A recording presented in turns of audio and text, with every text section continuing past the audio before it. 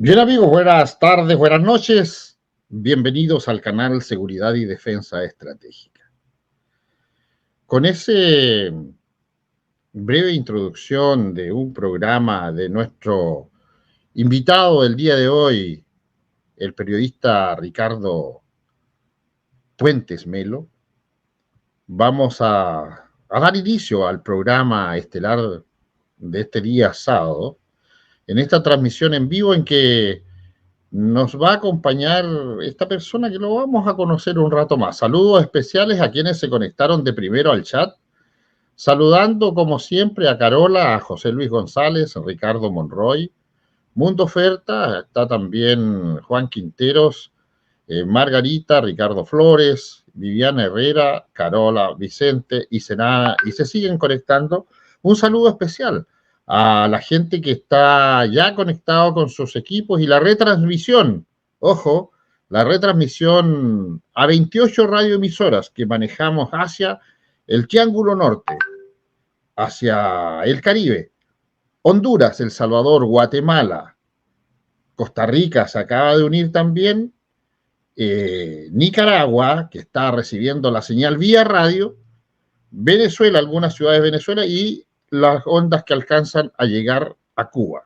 Así que un cordial saludo a quienes nos van a estar sintonizando a través de la radio el día de hoy en este programa más que especial, porque tenemos a un invitado de lujo, es Ricardo Puentes Melo, que es antropólogo, es escritor, periodista, es director de Periodismo Sin Fronteras.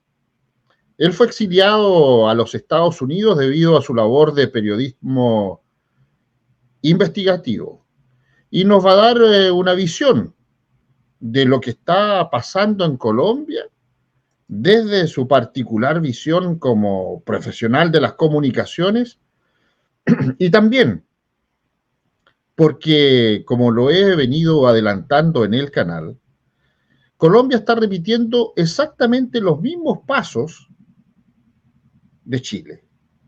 El mismo modus operandi en las protestas, el mismo activismo político, las mismas estrategias de desestabilización del gobierno.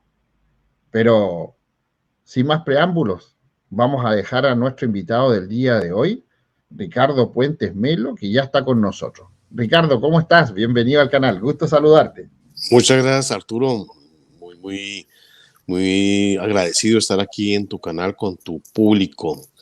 Me han comentado muy buenas cosas de este programa y pues te agradezco muchísimo. Muy honrado de estar acá. Claro que sí. Oye, tremendo honor tenerte a ti, Ricardo. Repetimos nuevamente, él es el director de Periodismo Sin Fronteras y como periodista, vamos de inmediato derecho a esta conversación, Ricardo. Vemos con preocupación cómo nuestra América toda, porque es nuestra América toda, se está nuevamente cubriendo de rojo. Pero más que cubrirse de rojo, están apareciendo unas transformaciones tremendas donde últimamente hemos visto la intervención muy activa de jóvenes en toda esta nueva forma de tratar de hacer activismo político para llegar a ocupar cargos en el gobierno.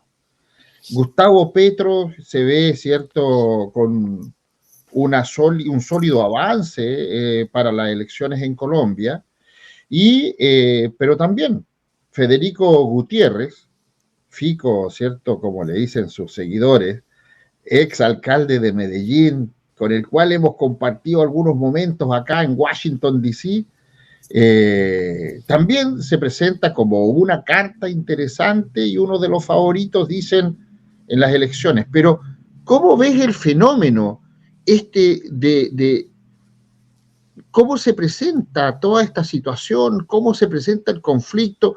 Han quemado, han aparecido nuevas formas de protesta ciudadana. Y también, por supuesto, toda esta ingeniería social que hemos visto, también todo este manejo de la información y la desinformación también en Colombia ha sido fuerte. Dicen, y queremos que tú nos aclares eso, que los rusos desde el año 2019, 20, 21 inclusive, han tenido supuestamente alguna injerencia en algún tipo de acciones con respecto a las manifestaciones. Ricardo, a modo de introducción, cuéntanos qué pasa en Colombia. Bueno, lo que tú decías, lo que pasa en toda nuestra América Latina es algo muy bien planeado, es algo de ingeniería social. Los medios de comunicación forman parte de esto, son, son idiotas útiles en la mayoría de los casos de los periodistas, digamos, rasos. Pues obviamente los dueños de los medios no están en absoluto engañados, sino sirven a este propósito. Solo basta leer a Marcuse, a Habermas y saber lo que es la escuela de Frankfurt para saber que todo esto estaba absolutamente planeado, diseñado y puesto en marcha en la mayoría de nuestros países. Colombia no es la excepción. Los medios de comunicación están en manos de esa élite. Casi todos los dueños son banqueros. Creo que todos son banqueros. Y la gente puede pensar, como mucha gente de derecha en Colombia, que porque son banqueros son capitalistas y como son capitalistas son de derecha. No, la China comunista también tiene su forma de capitalismo y esto no significa que no sean marxistas, maoístas. Entonces, eso es lo que está pasando en Colombia, fue lo que pasó en Chile, es un libreto dictado por el Foro de Sao Paulo, uno de los hijos de esa hidra que es el comunismo, y se está desarrollando en toda nuestra América Latina. Colombia, pues alguien comentaba por aquí que buenas noches, preparémonos para la llegada del marxismo. No, el marxismo ya está hace mucho. Personajes como Álvaro Uribe Vélez, que mucha gente lo ve como de derecha, es maoísta. No es que sea algo que haya ocultado, es algo donde él ha militado abiertamente desde sus años de juventud, sus mayores maestros, sus maestros predilectos maoístas. Entonces, ya puede uno entender qué está pasando. En Colombia, desde el año 1997 que llega el joven, bueno, no tan joven, Juan Manuel Santos, y ya había sido ministro de Andrés Pastrana durante la época del Caguán, y sería ministro de Andrés Pastrana durante la época del Caguán. Él diseña, junto con Fidel Castro, que le impone una fundación que se llama en Colombia la Fundación Buen Gobierno. Y en el año 97 se reúnen los líderes del país, paramilitares, guerrilleros, se reunieron con empresarios, publicistas, periodistas, etcétera. Todo mafiosos, abiertamente narcotraficantes se reunieron ahí y planearon lo que serían los próximos 17 años del paso de Colombia, de su transición al marxismo ya abiertamente. Y eso lo inicia, estaba el gobierno en ese momento de Samper, que lo fue elegido con dineros del narcotráfico, del cartel de Cali, y vendría Pastrana. Entonces ahí dentro sus escenarios, sus estadios, sus momentos que llaman ellos, en ese gobierno de Pastrana planearon desde el 97 iniciar las conversaciones con las FARC y dejando muy claro que no debería pasar nada, no debería haber ninguna paz, sino solamente conversaciones, como ir calentando motores donde tendrían que vincular a la prensa y a todos los think tanks, a las universidades, a la academia, en torno a ese gran propósito de las conversaciones de paz con los narcoterroristas marxistas. Entonces, le dicen ellos, luego vendría un gobierno de un hombre con mano dura y corazón grande, ese es el lema de la presidencia de Uribe, y dice que combatiría abiertamente a las FARC sin derrotarlas. No tendría que derrotarlas, sino las combatiría, las dejaría postradas para preparar el camino hacia esas conversaciones. Eso fue lo que pasó. Lo más sorprendente es que en el 97 dijeron que ese gobierno, del que sería Uribe, tendría dos gobiernos. tendría 2 presidencias. En el año 97 no había reelección presidencial, la sacaron adelante. Y luego vendría este gobierno de transición donde está Juan Manuel Santos, obviamente Iván Duque, y el próximo ungido, según lo que yo he publicado y de mis fuentes de inteligencia cubanoamericana, será Gustavo Petro. Lo tienen pactado Uribe, Santos, FARC, toda la mafia colombiana. Eso no es gratuito lo que está pasando en nuestro país. Es el ungido, es el pactado. Y lo de Fico es otro socialista mediocre, que es de la cuerda también de Álvaro Uribe Vélez, y tiene nexos muy cercanos y muy peligrosos con una oficina que se llama la Oficina de Envigado, que es de sicarios y de narcotraficantes, y él nunca ha podido, ni la justicia lo ha llamado a responder por eso. Entonces, esto es una payasada, esto es un circo lo que está pasando en Colombia, y está cantado. Esto, a menos que ocurra un milagro, caerá en manos de Gustavo Petro, mi querido Arturo.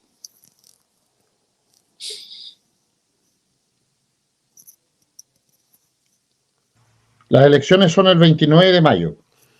El 29 de mayo es la primera vuelta, sí. La primera vuelta, ok. Sí, mira, es complejo lo que se ve en realidad. ¿Y tú piensas de que puede existir alguna solución? ¿Qué, qué, por qué llegamos a esta situación? ¿Cuál es la idea? ¿Por qué, sobre todo los jóvenes que no tienen mayor conocimiento sobre política en realidad, están votando preferentemente por la izquierda, siendo que es una alternativa que en realidad no ha tenido buenos dividendos ni buenos finales donde ha ingresado, pero los jóvenes en Chile, por ejemplo, los jóvenes en Perú, en Argentina, votaron por gente de izquierda, eh, y bueno, ahora están pagando las consecuencias. ¿Qué pasa en Colombia con eso? Hay toda una manipulación, hay todo un cambio estructural en los planes de educación también en Colombia para que los jóvenes puedan votar ciegamente por algo que no conocen. No es que los planes hayan cambiado. Los planes de educación son los mismos desde que llegó el comunismo a instalarse en América Latina. En Colombia llegó en los años 20 y se apropiaron inmediatamente de la educación. Los trajo el Partido Liberal en manos de Enrique Olaya Herrera, que les dio la personería jurídica al Partido Comunista y les entregó el manejo de la educación, como dije, y se vincularon también con la gente de la élite, de la prensa liberal, e infiltraron todo, hicieron escuelas, adoctrinaron a estos muchachos de clase alta en los colegios, los mejores colegios de Bogotá y de Medellín, de Cali. Se fueron infiltrando muchas veces en vestidos, en ropajes religiosos como los jesuitas, y fueron adoctrinando en este tema de la teología de la liberación que saldría para en los 60. No, esto no es nuevo, esto es absolutamente viejo, y la gente que en Colombia se llama de derecha pues no tiene ni idea qué es ser de derecha. Uribe lo tiene claro. Álvaro Uribe es un hombre de izquierdas, él dice que es socialdemócrata, eso lo ha dicho públicamente, él ha dicho que no es de derecha, sino socialdemócrata, pero la gente en Colombia es un poco ignorante en esos temas, entonces no le importa. Nuestro espíritu católico de rendir pleitesía, obediencia ciega a seres humanos por encima incluso de la obediencia que se le debe a Dios, ha llevado a eso, a adorar figuras mesiánicas. Entre esas está la de Álvaro Uribe Vélez, que la gente cree que porque combatió a las FARC, entonces es un hombre de derecha.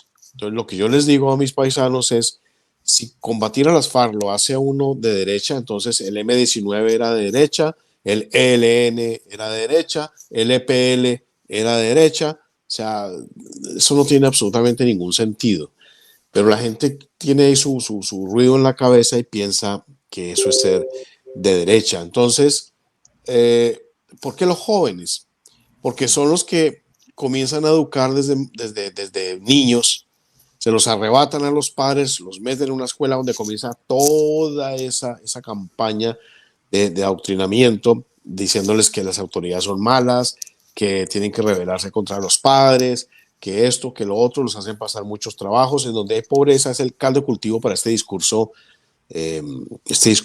contestatario, este discurso abiertamente marxista. Eso es lo que buscaron, eso es lo que buscaron las élites de este país, que no son de derecha de ninguna manera, porque ellos saben que el verdadero comunismo está en la oligarquía, porque vuelven los recursos naturales de su bolsillo, se apropian de todo, como ha pasado en los países comunistas. Es una élite de ladrones. Entonces, cogen a los jóvenes y les enseñan desde muy chicos que la gente derecha es Uribe. Entonces Uribe, que es un bandido, que es un corrupto, que hace cosas, comete delitos, él y su gente, y no pagan con la cárcel, se roban las tierras, matan testigos con cianuro, etcétera, etcétera. Es un gobierno podrido. Entonces los jóvenes creen que eso es el de derecha e inmediatamente dicen: nosotros no queremos nada que ver con la derecha, entonces probemos la izquierda. Ya la han estado probando, pero no saben que Uribe es de izquierda, por ejemplo, entonces, o que Santos, o que el mismo Samper. Entonces creen que esta es la opción y escogen a un bandido de estos como Gustavo Petro, que es un asesino, es un gatillero, es un sicario, del M-19, partido, entre otras cosas, movimiento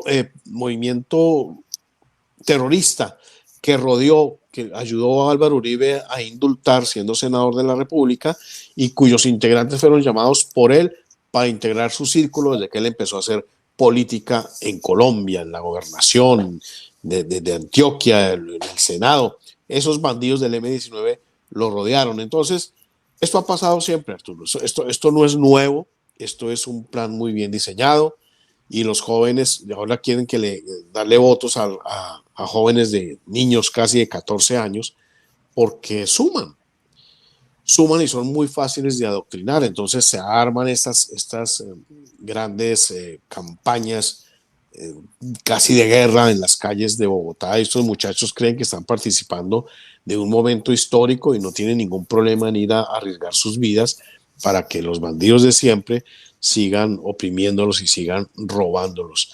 Aquí en Colombia y en toda América Latina hay sectas políticas. Entonces, como una secta religiosa, es aquí en Colombia en Colombia, yo vivo en Estados Unidos, Colombia lo que diga Álvaro Uribe Vélez, eso es palabra sagrada. Incluso sus seguidores han hecho cuadros de él. Paloma Valencia, una marxista declarada, mi ex congresista del Centro Democrático, mandó hacer un cuadro de Álvaro Uribe Vélez con la imagen del Sagrado Corazón, pero la cara de Álvaro Uribe Vélez. Es una cosa absolutamente enfermiza. Entonces, esto no es nuevo, esto no es que los jóvenes que sea por la edad, no, es que vienen a hacer un trabajo meticuloso para sembrar este grado de inconformismo en los jóvenes que tienen de por sí un corazón valiente, rebelde, pues, pero están siendo utilizados por esos bandidos. Ricardo, en la actualidad hay varias cosas que nos llaman la atención. Voy a poner un video de TikTok para que tú nos des a conocer de esta situación, y así la gente del chat, aprovechamos de saludar a quienes se han conectado, ¿cierto?, ahora último, y a quienes nos están viendo en forma directa y quienes nos van a ver en diferido. Y los que son nuevos, les solicitamos que se suscriban al canal, que le den like y compartan nuestros videos para así llegar a más personas y puedan tener cierta información y puedan tomar sus propias decisiones. No se queden con lo que nosotros decimos, busquen también otro tipo de información. Voy a poner este video de TikTok y vemos para que ustedes saquen sus propias conclusiones.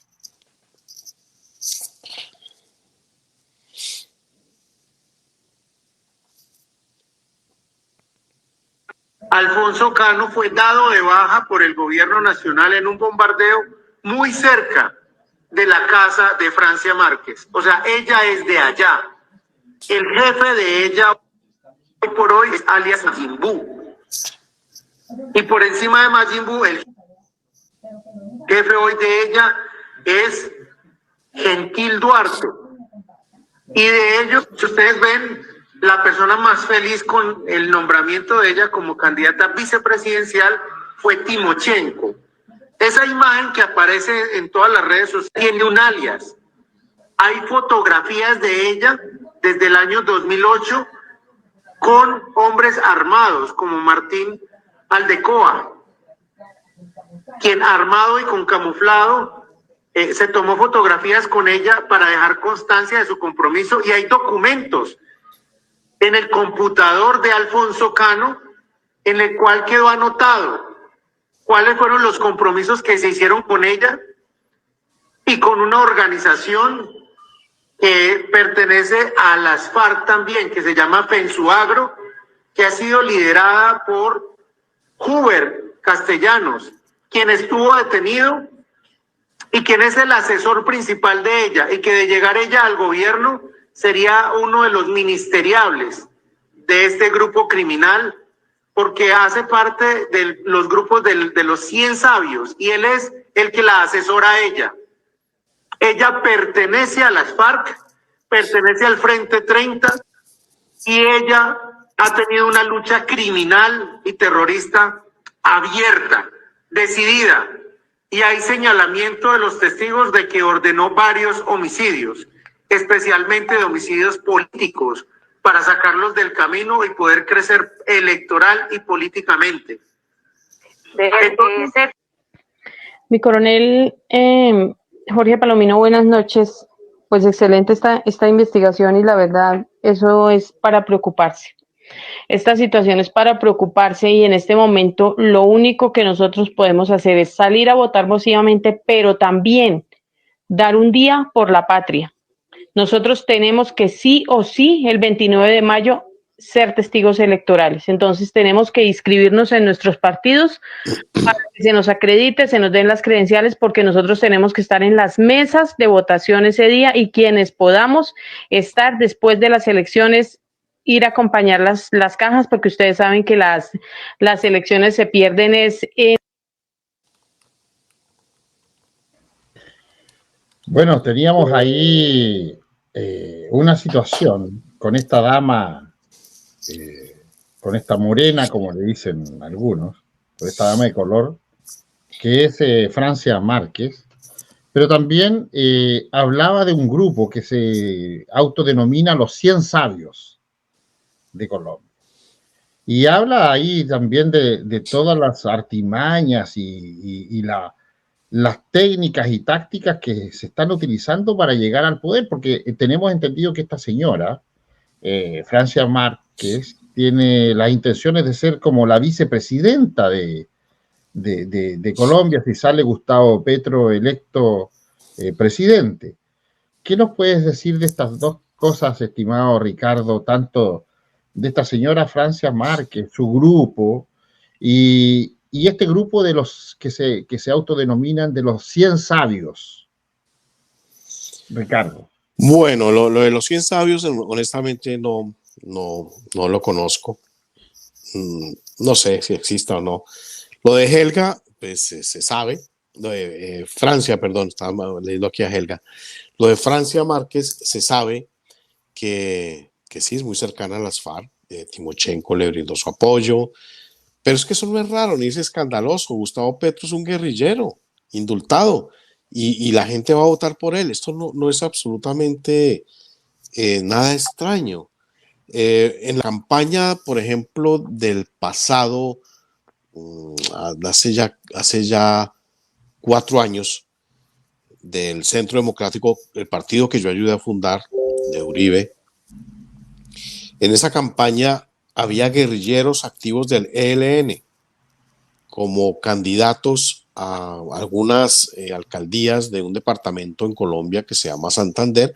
Yo manifesté mi inconformismo, le escribí al señor Uribe, y él se hizo el loco, el que no, que eso no podía ser posible, que esa ya se había investigado todas las hojas de vida. Pero sí había complicidad. Y no solamente eso, el Centro Democrático se reunió con las FARC para diseñar una política pública, para diseñar una política financiera. Yo publiqué los videos de las reuniones de las FARC con delegados del Centro Democrático, y la gente ahora como que no se acuerda o no le importa. Esto es un gran circo lleno de muchos payasos, y el gran engañado es el pueblo colombiano. O sea, esto no es nuevo ni es escandaloso.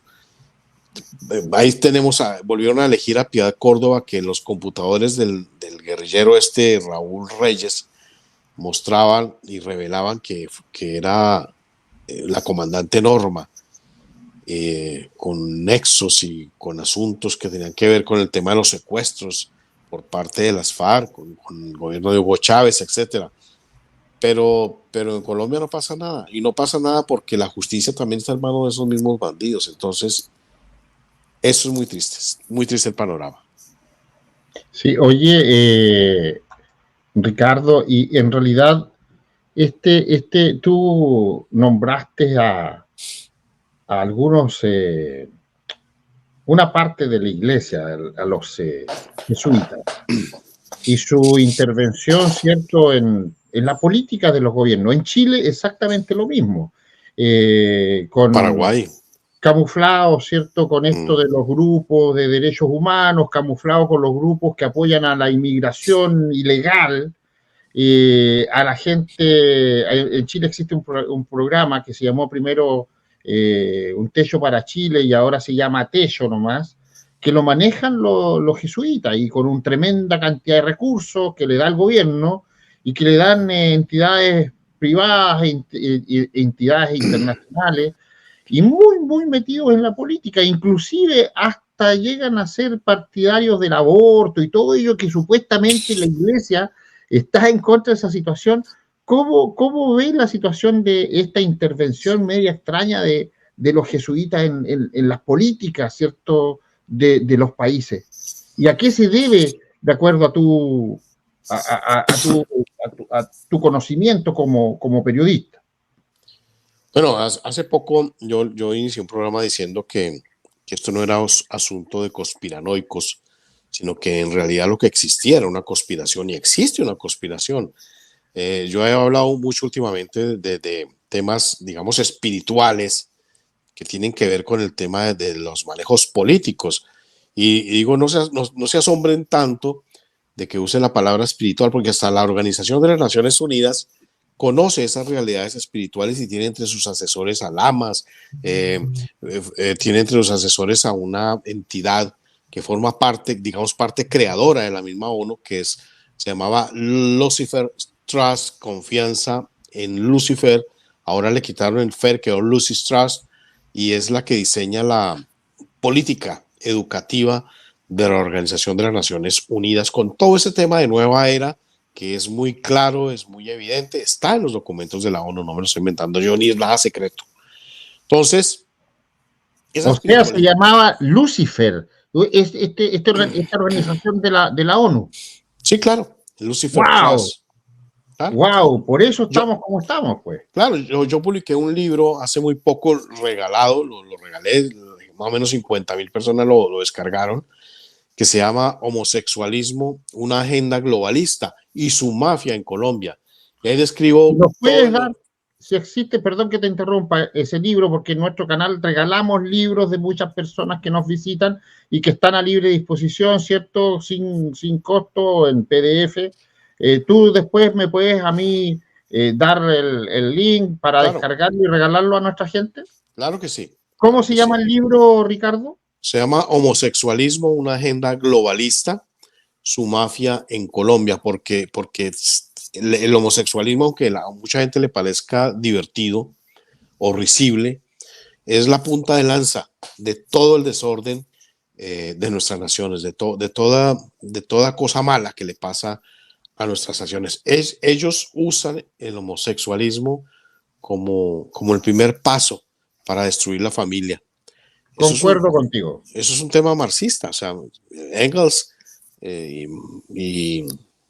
Engels decía incluso que para llegar al Estado primero hay que destruir la familia. Entonces, es un tema que conocían muy bien desde que fue creado el comunismo. Entonces, Los jesuitas forman parte de eso, es una pura agenda globalista, indiscutiblemente, hablan de un control de un solo gobierno, de un solo sistema de educación, de una sola moneda.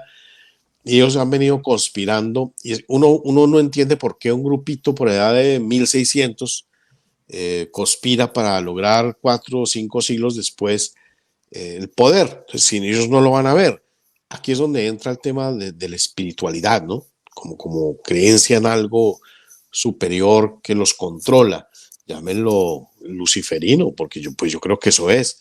Entonces, hay intereses más altos para este tipo de sectas y de fanáticos que sus propias vidas. Entonces, por eso han perdurado en el tiempo.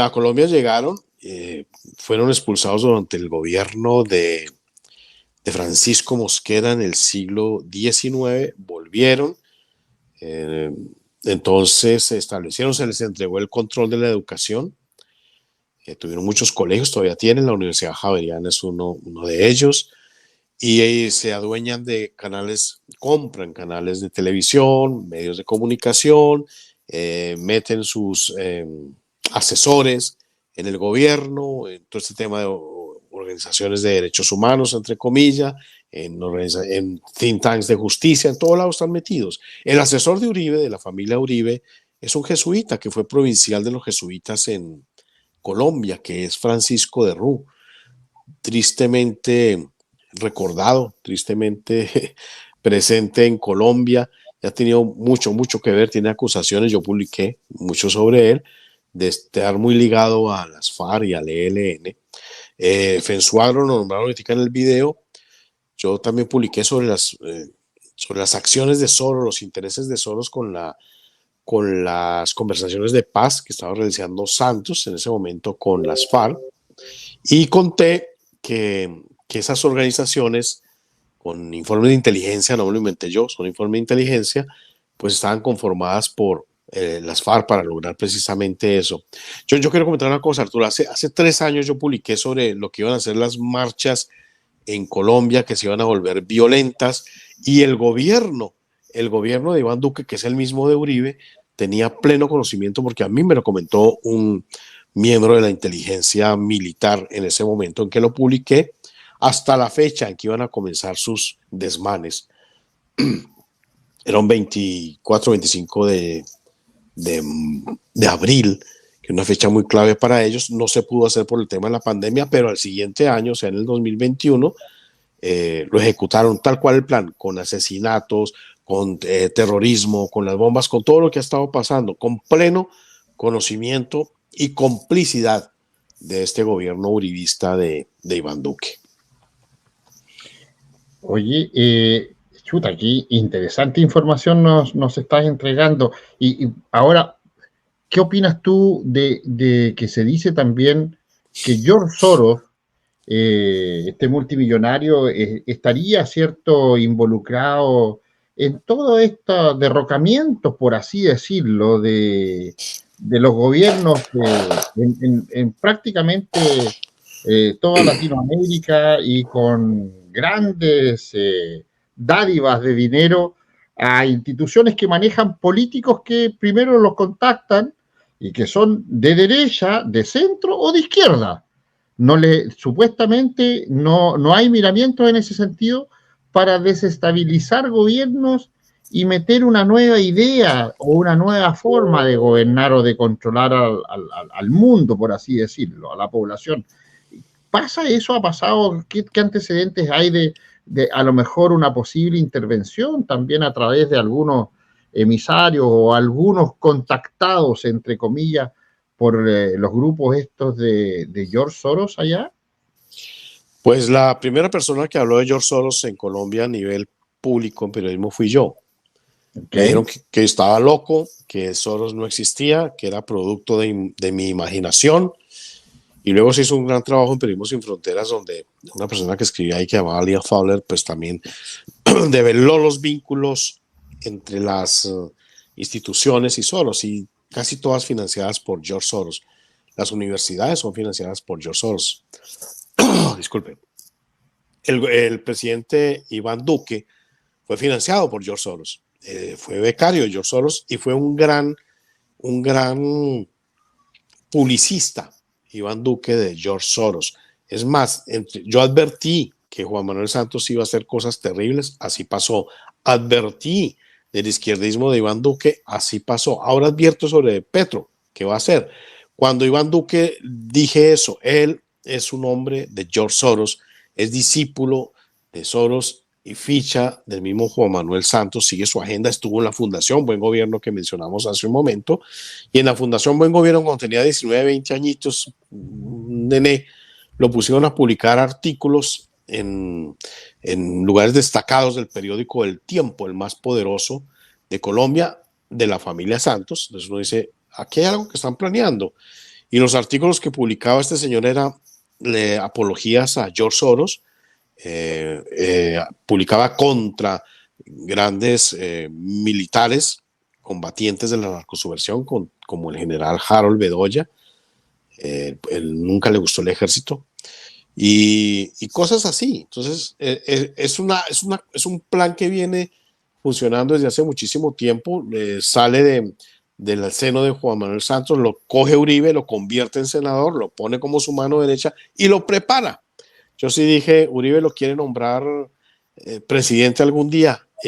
¿Por qué será? Pues porque Uribe forma parte también de ese plan, porque Iván Duque nunca fue tan cercano como otros sí lo fueron. Pero todo esto está coordinado y además a cambio de que a Uribe no le molesten la familia y no le saquen sus delitos y todas las cosas que han sido denunciadas, que lo dejen tranquilo, que la justicia lo deje tranquilo, pues él hace lo que quieren. Entonces, esto es un plan que viene funcionando. George Soros está ahí. George Soros es patrocinador del aborto, que eso viene con el tema también del homosexualismo, de la agenda de género, de la ideología de género. Todo eso forma parte de un solo paquete y no es que él saque dinero de su bolsillo, eso lo pagamos los contribuyentes, lo pagan los contribuyentes norteamericanos para financiar el dinero que luego fluye en contra de los mismos estados. No es que solo saque su dinero. El aborto es un negocio multimillonario el que se lucra Soros en toda América, en casi todo el mundo se lucra él de ese negocio. Vende órganos, usa para la industria cosmética, los fetos abortados, etcétera, etcétera, etcétera. Ese dinero no sale de los bolsillos de Soros, sale de nuestros bolsillos. Entonces, este es un especulador. La gente tal vez no lo sabe, no lo recuerda, pero él es judío, pero siendo judío hizo su papel en el holocausto nazi, lo hizo a favor de los nazis. Entonces trabajaba para los nazis expropiando a sus compañeros judíos, sus compañeros de causa. Es un bandido. Entonces, y ese es el que está controlando casi toda nuestra América Latina. Paga políticos, tú lo dijiste, en toda América Latina, los paga, financia centros de pensamiento, en universidades. En el libro que yo publiqué, que yo obsequié de homosexualismo, menciono cómo funciona eso. O sea, estos centros de pensamiento son financiados por Soros. La Corte Constitucional, que es una entidad creada por la Constitución del 91, que la Constitución del 91 en Colombia la hicieron el M-19 con dineros del narcotraficante Pablo Escobar. A la gente no se pone a pensar en eso. Entonces, en la Constitución del 91 crean esa Corte Constitucional, que es la que ha hecho, sin necesidad de que las leyes pasen por el Congreso, la que está legislando en Colombia. Entonces dice, sí, nos parece que el aborto debe ser legal. Entonces el Congreso no sirve para nada, legislan ellos de la Corte Constitucional, es lo que se llama, y lo declaro yo en el libro, el litigio estratégico, que trabajan para la ONU en detrimento de los intereses de los colombianos y no tienen ningún empacho. Por ejemplo, citaron en una ocasión cerca de 200, un poco más de magistrados, auxiliares y miembros de la Corte y otras cortes, la citaron en Medellín, todo pago por George Soros. Y a nadie se le hace raro, eso. Eso fue hace un par de años. A nadie se le hace raro. Wow. Oye, aprovechando tu tiempo, Ricardo, cuál es tu apreciación de la intervención o el manejo que hacen las organizaciones de los derechos humanos en todos los países, bueno, especialmente en Colombia, porque la apreciación y lo que hemos visto en diferentes países es que pareciera que están en apoyo a los delincuentes, a los terroristas, a quienes andan causando daño y no al pueblo en general, a la masa de ciudadanos que efectivamente están sufriendo problemas de derecho humano, porque es un derecho humano el acceso al agua, el acceso a la salud, es un derecho humano a una educación de calidad, ¿cierto? A la vida. A la vida, derecho a la vida, ¿ya? Y ahí estamos con el asunto que están apoyando el aborto y todo el cuento y no dicen nada. ¿Qué te merece, qué explicación, qué opinión tienes tú de esta institución, la Corte Internacional de Derechos Humanos o estos grupos, oficinas o no sé cómo se llamará en tu país, de los derechos humanos? Eso es igual, es el mismo libreto para toda América, incluso para Estados Unidos. Respecto, por ejemplo, esto de la Fundación Buen Gobierno que sucedió en 1997 y que predijeron, entre comillas, el gobierno de Uribe, los dos gobiernos de Uribe, entre las cosas que mencionaron fueron esa, que había que dejar que los militares combatieran abiertamente a los terroristas sin llegar a exterminarlos, pero que al mismo tiempo se le debería abrir la puerta a estas organizaciones de derechos humanos como la de Vivanco, Tu Paisano, Human Rights Watch, y eso fue lo que hizo Uribe. Dejó que combatieran, incluso regó la bola, el chisme, la orden secreta de que no deberían haber capturados. Entonces, eso se conoció después como los falsos positivos, que se dice que son, es falso, se dice que son que los militares en Colombia cogían campesinos, los disfrazaban de guerrilleros y los mataban para hacerlos pasar como guerrilleros. No es cierto. Los falsos positivos, tal como fueron puestos en marcha, era no tener capturados. Entonces, en un combate con los subversivos, todos eran dados de baja. Eso existió, o sea, podría decirse que fueron ejecuciones extrajudiciales, sí, es posible, pero nunca contra la población civil, sino siempre contra bandidos. Entonces, lo que hizo Uribe fue exponer a los mejores militares, a los mejores combatientes contra la narcosubversión, y todos fueron llevados a la justicia ordinaria, al mismo tiempo que hacía eso, que le abre la puerta a Human Rights Watch para que presente informes terribles de violaciones de derechos humanos por parte del ejército. Le quita el fuero militar a los soldados. Álvaro Uribe Vélez, que supuestamente muchos creen que es de derecha, le quita el fuero militar y nombra, presiona para que sea escogido como fiscal a Mario Iguarán, un hombre absolutamente de izquierdas, homosexual él también, que odiaba y sigue odiando a los militares. Entonces entra la justicia, entran los militares, le quitan la justicia penal militar y se le mandan a todos a ser juzgados por la izquierda, que tiene la fiscalía, y pues ahí empezaron a desmoralizar absolutamente a todos los militares. Una fiscal que le siguió a Mario Iguarán se llama Viviana Leida Morales, supuestamente pastora cristiana, concubina de un guerrillero del M-19. Ella dejó a su marido por irse con él, creo que ya se casaron, pastora cristiana, y entonces ella la nombra fiscal general. Es nombrada fiscal general. Ella también combatió atrozmente a los militares.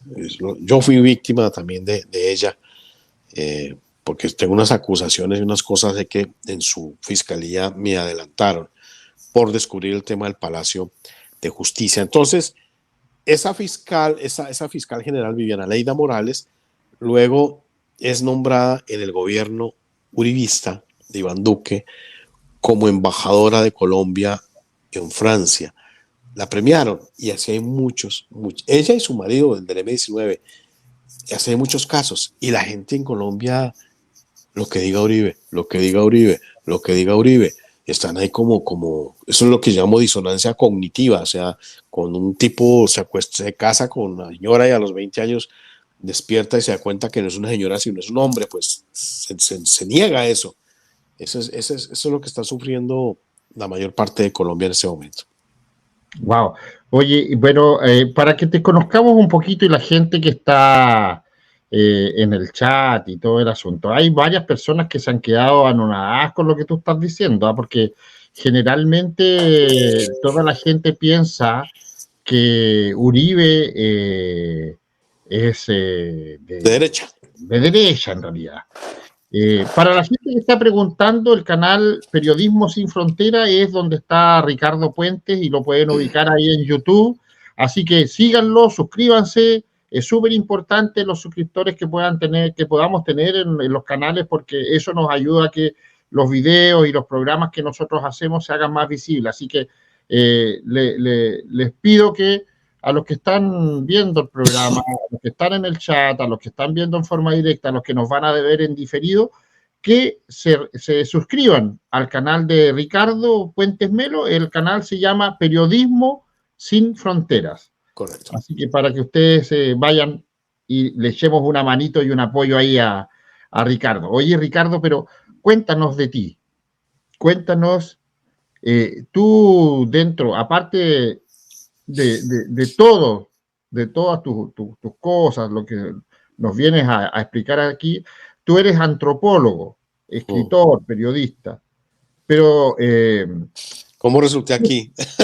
Tú estás exiliado en este momento en los Estados Unidos, estás exiliado en los Estados Unidos debido a tu labor de periodismo investigativo. Cuéntanos cómo fue eso, por favor, queremos saberlo. Bueno, yo en Colombia vivía muy sabroso, siendo libretista, guionista, el libretista de televisión, y asesoraba a algunas empresas, algunas entidades, algunos incluso gobiernos locales. Vivía muy bien. Hacía televisión, entre las cosas que hacía yo en televisión era como la investigación periodística de ciertos casos, y lo transmitía y lo pasaba por televisión. Yo era guionista de eso, entonces la investigación siempre me gustó. Yo como antropólogo pues nunca quise meterme mucho en comunidades indígenas, aunque sí estuve, pero me parecía un problema y mucha cosa y rara. Yo preferí la rama de la arqueología, pero hice etnografía, hice antropología, viví con los indios en el Amazonas, donde los Páez, hacia el Pacífico colombiano, al norte. Bueno, los conozco muy bien.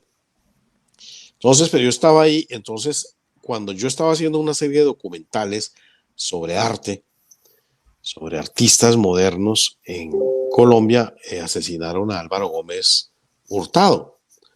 Yo, siendo en la Universidad Nacional, una universidad pública, pues yo llevaba mi material de edición a la universidad para que me prestaran sus laboratorios y sus talleres de video, y ahí ya sabía. O sea, yo paso por donde asesinan a Álvaro Gómez, llego a la universidad a editar, y la gente ya tenía el sancocho listo, y la bebida, y la marihuana, y todo, celebrando la muerte de Álvaro Gómez, un hombre, era muy liberal para mi gusto, pero un hombre, digamos, de derecha. Aunque él estuvo en la Constituyente, no vio problema en asociarse con los terroristas del M-19, era muy liberal. Entonces estaba yo ahí y comencé, y yo seguía con mi tema de televisión, comenzaron a llegarme cartas, correos electrónicos, que estudiara el tema del Palacio de Justicia. Yo, estando en el laboratorio de antropología de la Universidad Nacional, de antropología forense, donde yo me colaba, porque yo era estudiante de forense, pero me metí ahí, trabajé con los huesos, con los restos óseos del tema del Palacio de Justicia.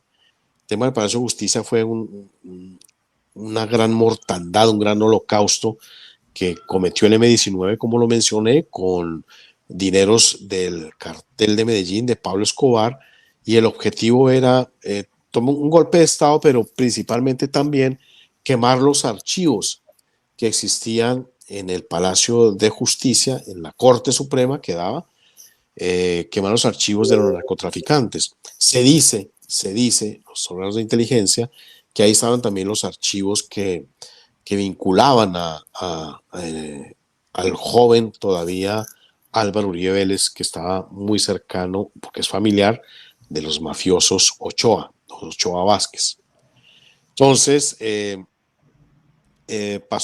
Uribe fue, también hay que mencionarlo, fue el que le otorga las licencias a los narcos para que cometieran sus delitos. Eso es obvio, es un hecho, está comprobado, y él no quiere nunca hablar del tema. Incluso siendo yo uribista, le pregunté, le dije, presidente, ¿por qué no hablamos? No quiero saber. Ok, pero es que están ahí los papeles. Él le dio las licencias.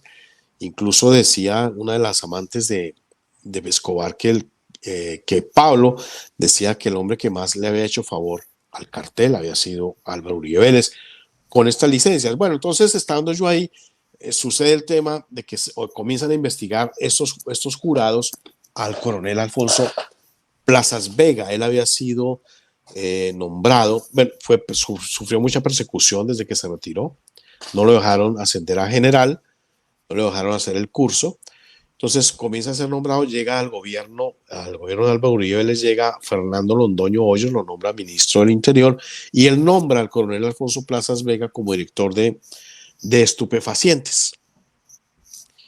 Y entonces Plazas Vega, desde su puesto, comenzó a atacar a los narcos desde donde más les duele, que es en su bolsillo.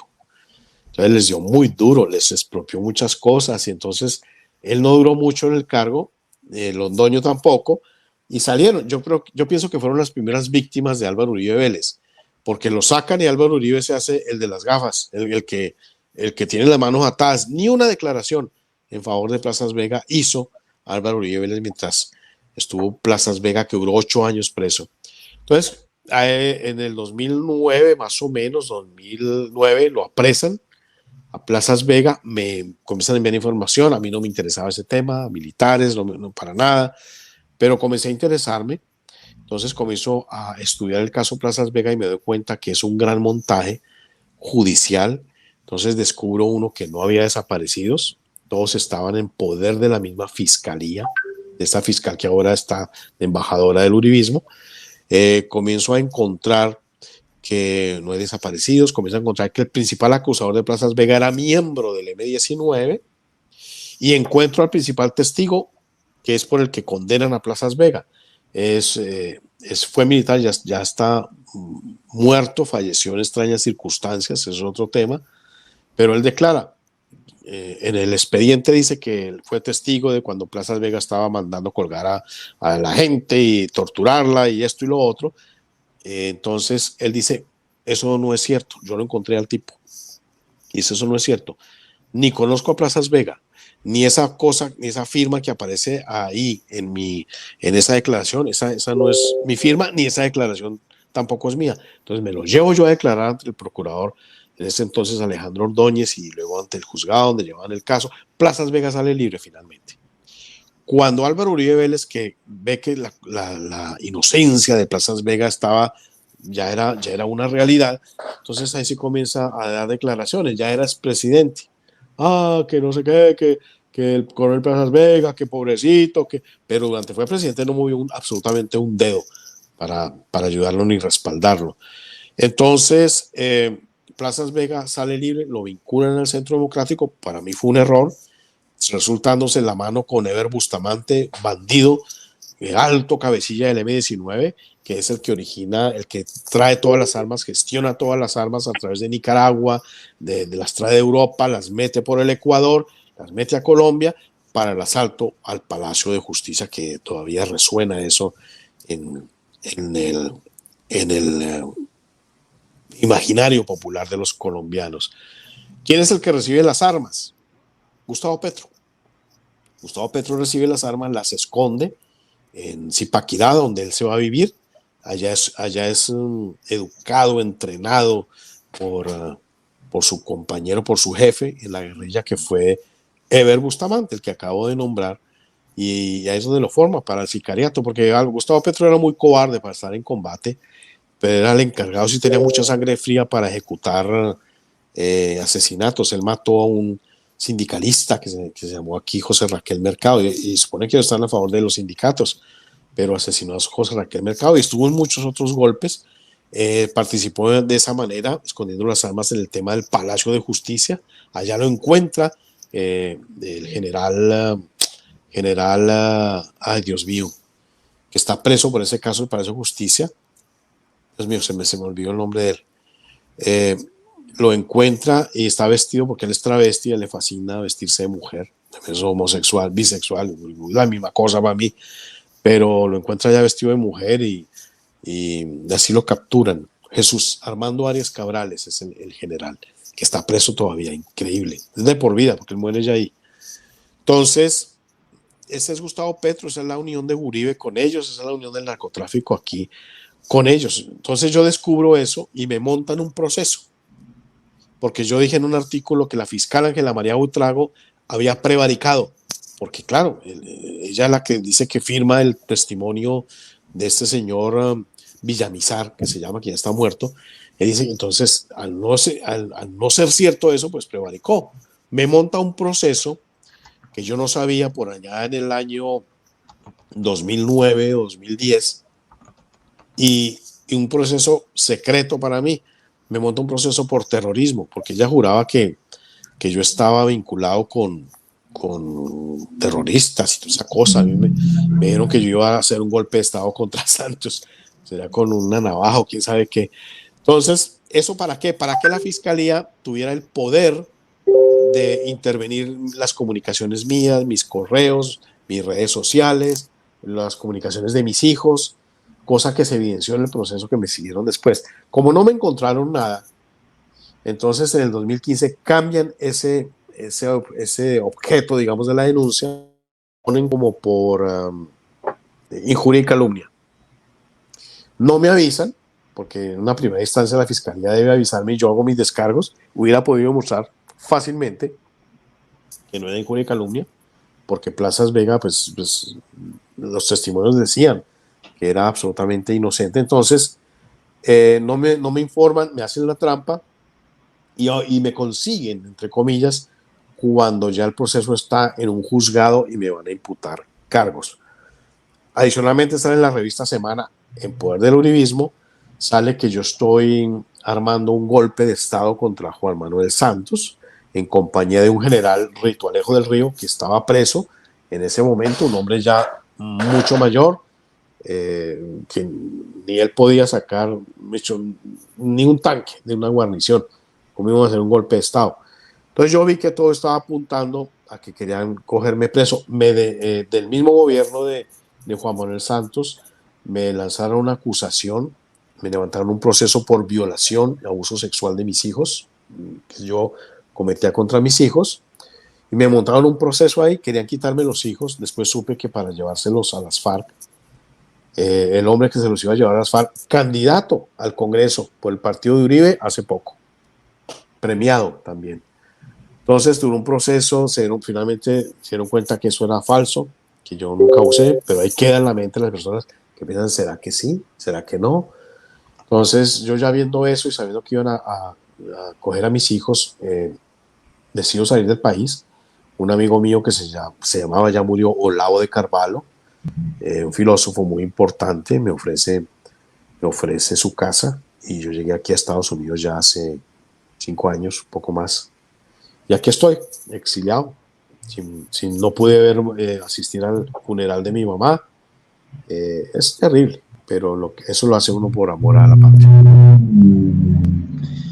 Wow, tremendo testimonio, Ricardo. En realidad complicado, porque así es como la gente no sabe cómo funciona la política. O sea, la política es sucia, la política es mentirosa, te inventan cosas, te ponen trampas, etcétera, etcétera, con el afán de llegar al poder, con el afán de estar en el poder y con el afán de quedarse en el poder. Si hay mucho dinero ahí que está circulando, hay muchas situaciones complicadas que la gente no logra entender. Oye, abusando un poco de tu tiempo, ¿qué opinas tú de la intervención también de las Naciones Unidas dentro de los países? Este manejo indiscriminado o a discreción de las corrientes de inmigrantes, personas, ¿cierto?, indocumentadas que están obligando a los países, las Naciones Unidas, que los reciban a la fuerza. Siento que desde mi punto de vista es una institución que no tiene mayor poder en realidad, pero todos parecen como extasiados, hipnotizados por las Naciones Unidas. Si tú le quitas la subvención que los mismos países le dan a las Naciones Unidas, ¿cierto? Se debilita, pero hay un montón de gente que ha visto que estando aliado con ellos pueden conseguir mucho más dividendos. Hay muchos, para que la gente sepa, políticos, directivos de empresa que nosotros pensamos que son de la línea patriota, de la línea más conservadora y derechista, pero que a escondidas apoyan todos estos movimientos de las Naciones Unidas. ¿Qué opinión te merece a ti si las Naciones Unidas fueron creadas con otros propósitos? No de inmiscuirse también, al igual que los derechos humanos, se inmiscuyen en la política de los gobiernos. ¿Qué opinas tú de eso? ¿Es bueno, es malo? ¿Qué opinión te merece? El libro que te mencioné hace un momento de homosexualismo, una agenda globalista, tiene como parte importante a la ONU. Okay. La ONU sí fue creada para eso. La ONU no fue creada para lo que dicen, y está en sus estatutos. Lucifer Trust fue de propiedad, creación de Alice Bailey, una satanista, una medium y no sé qué más cosas. Y en sus libros menciona que hay que crear una gran organización que esté sobre el poder de todos los países y que se encargue de difundir ese propósito de Lucifer, a quien ellos ven, los Nueva Era, lo ven como el verdadero creador de la humanidad. Eso es lo que creen ellos y ese es el sentir de la ONU. La ONU nació así. Incluso Robert, no me acuerdo cómo se llama, Robert algo, fue discípulo directo de Alice Bailey y fue el primer... fue el que se encarga de redactar la Carta de las Naciones Unidas y le metieron todo este tipo de cosas, y es el que se encarga también de elaborar el tema de la UNESCO, y es el primer director de la UNESCO, y eso es una agenda. Por eso dije yo, esto no es un asunto de conspiranoico, sino es en realidad una conspiración. La ONU hace eso, y la ONU es poderosa, y la ONU financia con dinero, vuelvo y digo, de nosotros mismos, principalmente el contribuyente estadounidense, financia todo este tipo de cosas. La ONU figura junto con George Soros, junto con Gates, junto con, me acuerdo que otros supermillonarios, Rockefeller, como financiadores de esta agencia LOSIS o Lucifer Trust. Entonces, no es raro, y la ONU no fue creada para eso, ni podemos menospreciarla. Ese es el plan globalista de hoy en día, y lo están consiguiendo. Se inmiscuyen, en Colombia lo hacen a través de la Corte Constitucional y de todas las entidades, los think tanks que financian, las universidades. Es que funciona así. Digamos el tema del aborto.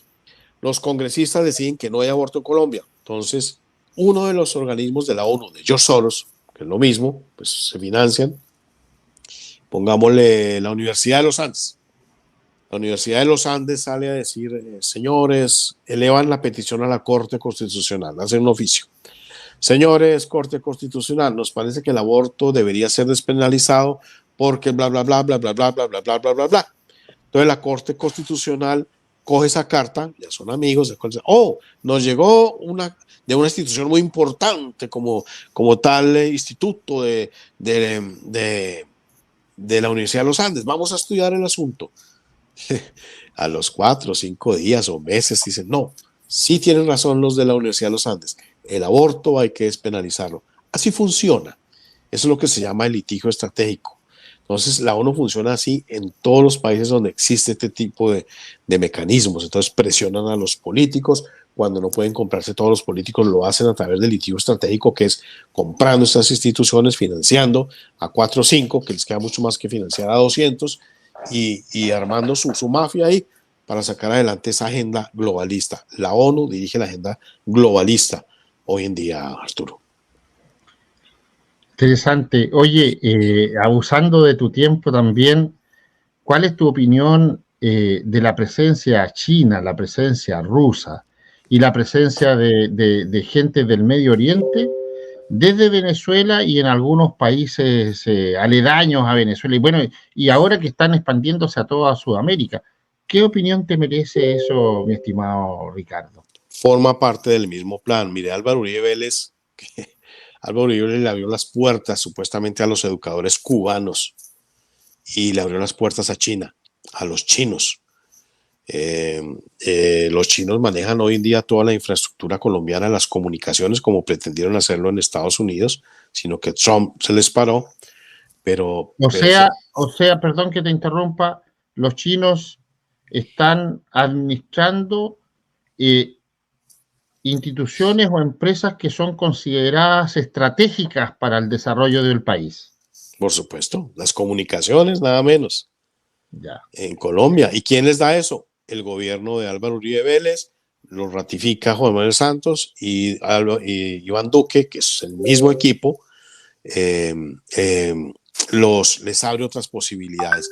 No olviden, Álvaro Uribe es maoísta. Maoísmo es partido chino, se opone directamente al estalinismo, por eso siempre se han combatido. Por eso para Uribe no fue difícil combatir a las FARC, porque las FARC son estalinistas. Entonces no les dolió, aunque la gente de izquierda considera a Uribe como un traidor. A la izquierda también hay un libro de cómo narra con Gerardo Molina, que es uno de los padres, el padre del maoísmo en Colombia, de los fundadores del Partido Comunista, primer rector de la Universidad Nacional en el gobierno de López. Es que esto está planeado. Entonces, Gerardo Molina le presenta a Álvaro Uribe Vélez a sus gente, donde estaba gente de las FARC, donde estaba gente del M-19, del ELN, había gente ahí de civil, cuadros, y les dice, les presento al joven Álvaro Uribe Vélez, el futuro de la izquierda en Colombia. Y así fue. Así fue. Entonces, la rabia de estos es que ese muchachito de esa época se les encaramó y muchos venían haciendo un trabajo para llegar a lo que llegó a Álvaro Uribe Vélez. Esos son celos. Entonces, ese es Álvaro Uribe Vélez, es un maoísta. El EPL, que es el Ejército Popular de Liberación, era una narcoguerrilla maoísta. Esa narcoguerrilla, de sus cabecillas salen a dirigir los famosos paramilitares en Colombia, las Autodefensas Unidas de Colombia. Son de izquierda, eran de izquierda, maoístas, afines a Uribe. Por eso le ayudan a Uribe a conseguir la primera presidencia de la que se hizo, porque son maoístas.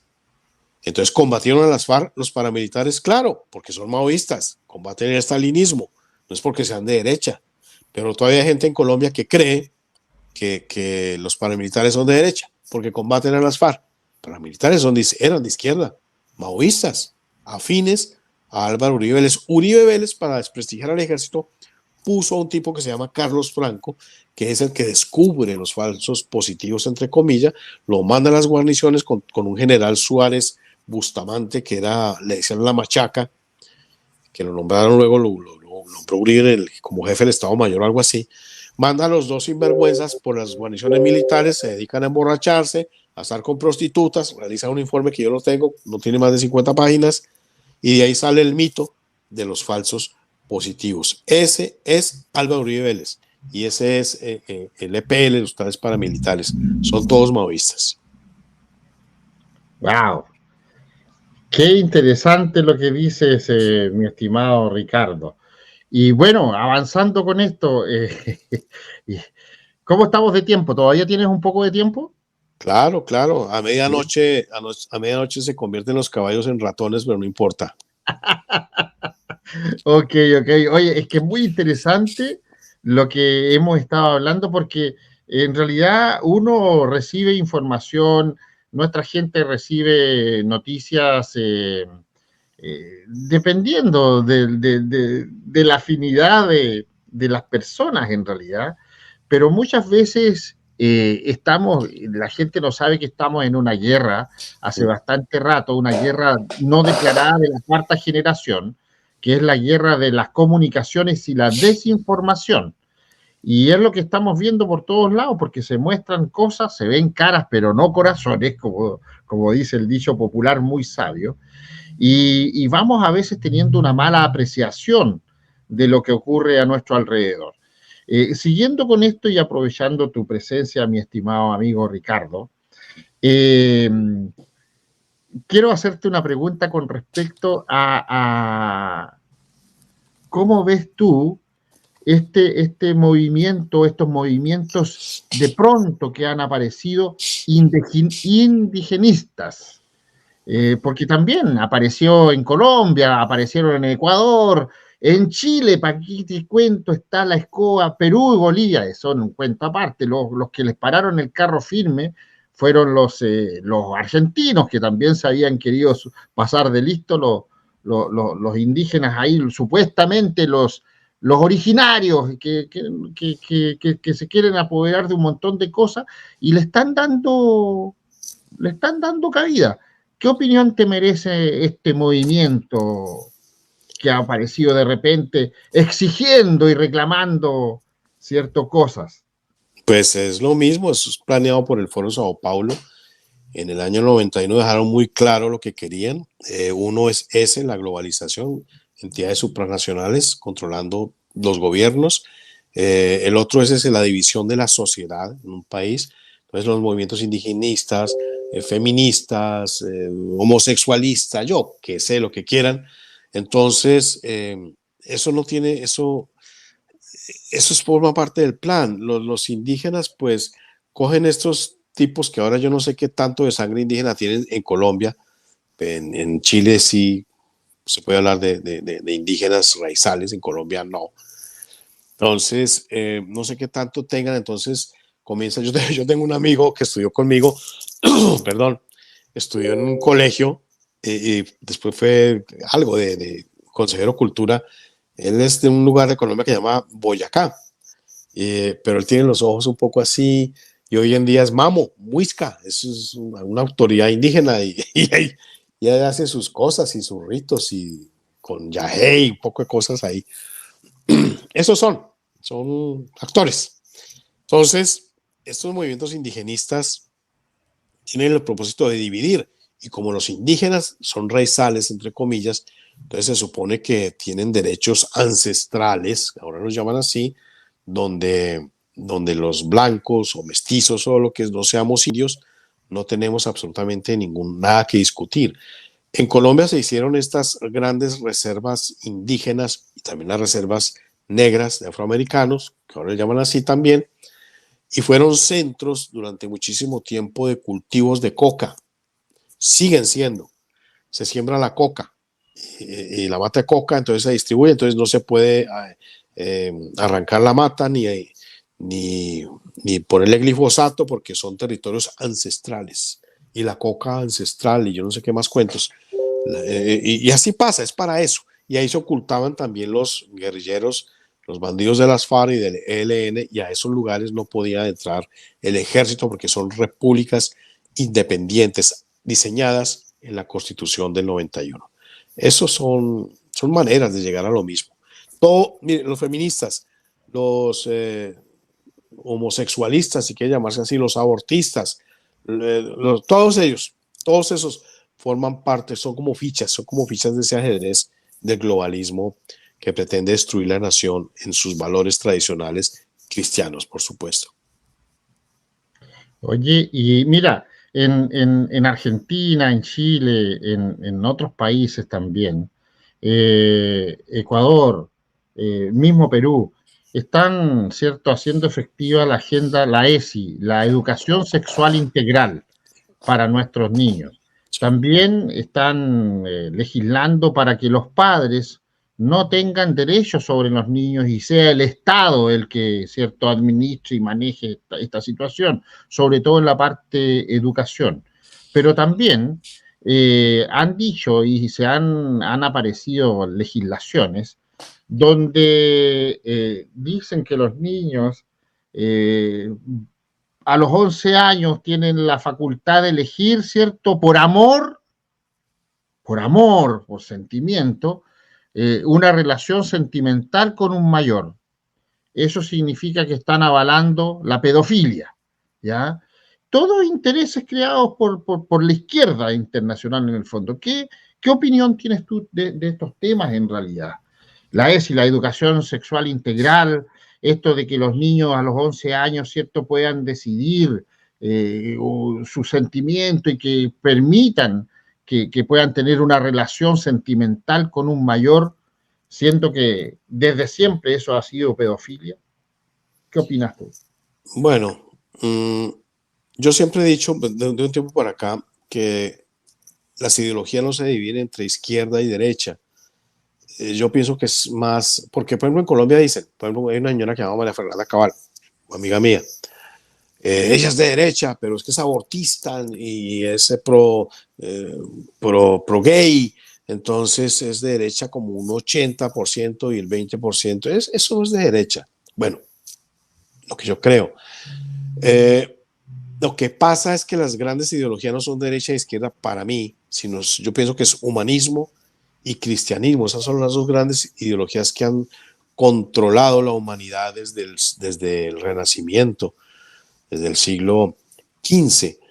¿Qué define? Entonces ya no entra uno en conflictos ni en dudas de qué tantos grados de derecha son y qué tantos grises de izquierda tiene, sino simplemente, si no están con el tema de los valores cristianos, pues son humanistas. La gente que quita a Dios de su camino, de la vida, de la conducción del Estado, de su familia, de su vecindario, es humanista. Entonces, por eso viene un señor como Álvaro Uribe Vélez o como Piñera o lo que sea, el que quieran. Entonces dice, no, el aborto es bueno si se produce, si hay una violación o si resulta que está el feto mal formado, o las tres famosas causales que hay aquí en Colombia aprobadas por la derecha. Eso no habría ninguna duda para un cristiano, porque el cristiano no habla de ninguna tres causales, el aborto está prohibido y punto. ¿Por qué? Porque lo dice las escrituras. La Constitución de Estados Unidos se basa en eso, en los valores morales absolutos contenidos en las escrituras. Y entre ellos está el derecho en la búsqueda de la felicidad. Entonces, eso va en contra de que el Estado le quite a uno a sus hijos para educarlos, porque Dios dice que los debe educar los padres, no el Estado, no el vecino, no la policía, no, sus padres. Entonces, entre estas dos grandes divisiones de humanismo y cristianismo es que por ser humanistas, es que hemos tenido todos esos problemas a lo largo de la historia de América Latina, y por supuesto de la Revolución Francesa. La Revolución Francesa es humanista y se toma como modelo de las independencias, de las guerras de independencias de América Latina. Todas fueron humanistas, se basaron en lo que quería Napoleón, en lo que quería José de San Martín, en lo que quería Simón Bolívar, en lo que querían un poco corruptos que no tenían a Dios en cuenta para el diseño de un Estado. Eso no pasa en Estados Unidos. En Estados Unidos surge a raíz de eso. Incluso los peregrinos que huyen de Inglaterra, pasan a Holanda, llegan aquí a Estados Unidos, buscan un lugar donde ellos puedan ejercer, poner en funcionamiento una idea de Estado basándose en esos valores morales absolutos contenidos en las escrituras. Y de ahí surge la Constitución, que hubo ahí 3, 4 masones, por supuesto, y por eso hubo esclavistas también. Esos fueron grandes errores del pueblo norteamericano, llamémoslo pecado, que se está pagando hoy en día. El tema de la migración. La migración deja muy claro en el modelo bíblico, es dejen entrar, pero las personas que entran no nos van a poner aquí a imponer ni su religión, ni su concepción de política, ni se van a hacer lo que ellos quieren como minoría. Aquí tienen que adaptarse a la ley del país que lo recibe. Ese es un modelo bíblico, es un valor fundamental contenido en las escrituras. Entonces, en América Latina pasó eso. La revolución bolchevique es hija del humanismo, la revolución francesa es hija del humanismo.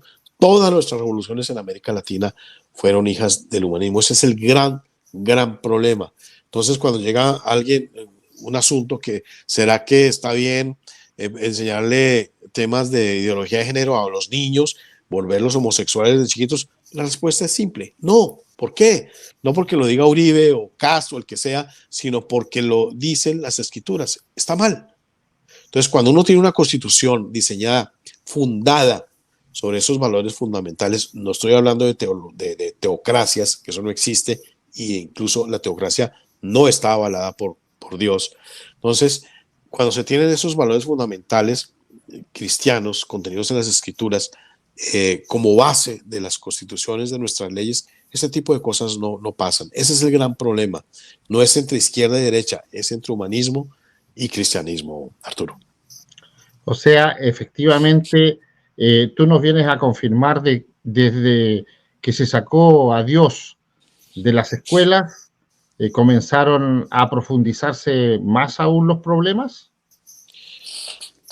Sí, digamos que en nuestros países latinoamericanos, pues, digamos, pues es triste decirlo, pero es que el gran creador, a ver, Tomás de Aquino, que es un gran héroe dentro de la Iglesia Católica, que es la que controla la ideología en América Latina, y en España, Tomás de Aquino fue el gran culpable de introducir el humanismo y mezclarlo en la doctrina cristiana. Averígüenlo. Él cita a Aristóteles, a Platón, a no sé quién, y los nombra como grandes ideólogos de lo que es la civilización occidental.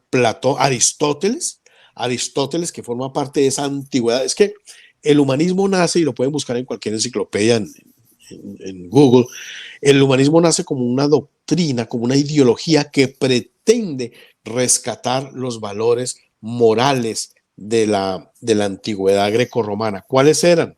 El homosexualismo, son paganos, el volver a los hombres como dioses, el mismo Zeus era homosexual, entonces no hay ningún problema. Sus sacerdotes y sacerdotisas eran homosexuales y fornicarios y estaban fornicando a la entrada de los altares. Entonces eso es lo que hace el humanismo, y eso es lo que toma Tomás de Aquino y lo mete en la doctrina cristiana y la pervierte totalmente. Wow. Vamos a dejar abierto el chat para la gente que quiera preguntar algo a nuestro invitado, a nuestro amigo periodista, antropólogo, escritor, y como dice él, y muchas vainas más, Ricardo Puentes Melo, que nos acompaña esta noche. En realidad hemos aprendido bastante, mucha información que tú nos has entregado, Ricardo, y que de seguro la gente va a saber apreciar. Oye, este asunto ¿qué te parece a ti de que en la nueva forma de gobernar que tienen ahora los países están llenando cargos políticos cuando llegan al poder con gente que no tiene ninguna experiencia para el cargo para el cual son designados? Por ejemplo, en el caso de Chile, como ejemplo, tenemos a una ministra del Interior que es médico y que se ha llevado, aparte del colegio médico, a asesorarla en funciones del Ministerio del Interior del país, que tiene que ver con la seguridad, que tiene que ver, ¿cierto? Prácticamente es el vicepresidente del país, el ministro del Interior, y tiene que ver con temas tan complicados, pero se lleva prácticamente como asesores a su gabinete a medio colegio médico. ¿Qué experiencia, qué conocimiento tiene? ¿Se dan cuenta cómo son las estupideces que se cometen? Y esto no es porque sea inexperiencia ni nada, pero aquí hay otro fenómeno que está pasando atrás de este asunto, porque no pueden ser tan tontos. ¿Qué sabe un médico de cosas de defensa? ¿Qué sabe un médico de cosas de seguridad pública, de seguridad ciudadana, de protección civil? Y por último, relaciones exteriores y todo este cuento, seguridad y defensa del país. El ministro del Interior es un cargo importante, pero así como es como un ejemplo, pero así como eso, muchos otros cargos están dirigidos por personas que no son profesionales idóneos para eso.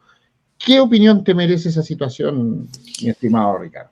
Es un mal en todos nuestros países. En Colombia se nombran familiares, hijos, hermanos, hermanas y narcotraficantes mismos como parte del gobierno y no hay ningún problema. Dice es que no hay delitos de sangre.